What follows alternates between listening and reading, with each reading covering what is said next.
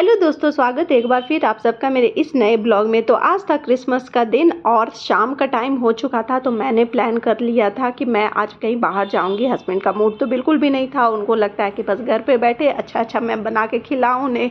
लेकिन मैं बोली नहीं, आज हम लोग बाहर कहीं जाएंगे, कहीं बाहर क्रिसमस सेलिब्रेट करने। तो हम लोग अपने लोकेलिटी से बाहर निकल गए थे। बाहर का मौसम बिल्कुल अच्छा था और ट्रैफिक भी ज़्यादा नहीं थी जब हमारे लोकेलिटी में जब तक थे हम लोग। तो हमारे नज़र एक मॉल पे गया, जो हर साल हम लोग क्रिसमस में इसी मॉल में जाते थे। और जैसे ही हम लोग उस मॉल से बाहर से गुजरे थे, इतनी ज़्यादा भीड़ देख के लगा कि अच्छा हुआ कि हमारा प्लान नहीं बना है इस मॉल में जाने का इस बार, क्योंकि इस बार हमारा प्लान था कहीं और जाने का, थोड़ा सा दूर बैंगलोर में ही था, लेकिन थोड़ा सा दूर हमारे घर से हाफ एन आवर का रास्ता था।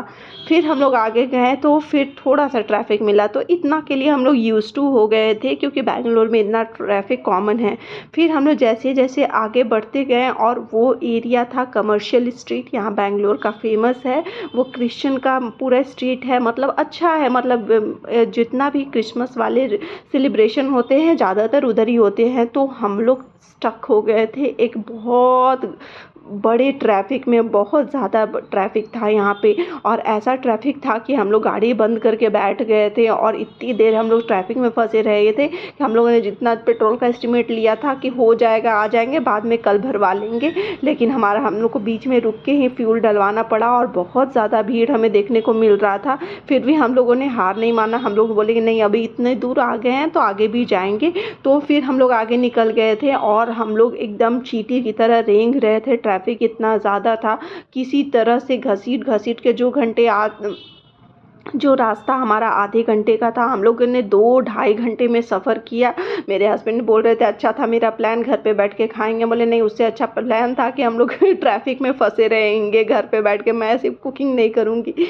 और उसके बाद फिर फाइनली हम लोगों ने दूर कहीं अपना स्कूटी पार्क किया। उसके बाद हम लोगों ने वॉकिंग डिस्टेंस पूरा अपना वॉक करके आ गए। और जैसे ही घुसे जिस एरिया के लिए हम लोग देखने आए थे कि हाँ वो एरिया में जाएंगे, वो एरिया एक्चुअली में हमें दिख ही नहीं रहा था, क्योंकि इतना ज़्यादा क्राउड था, इतने ज़्यादा लोग थे कि मुझे कुछ वो समझ में ही नहीं आ रहा था। मैं पहली बार यहाँ पे आई थी बैंगलोर में, तो यहाँ देख के मुझे समझ में नहीं आ रहा था यहाँ क्या ऐसा है जो इतना भीड़ लगा हुआ है।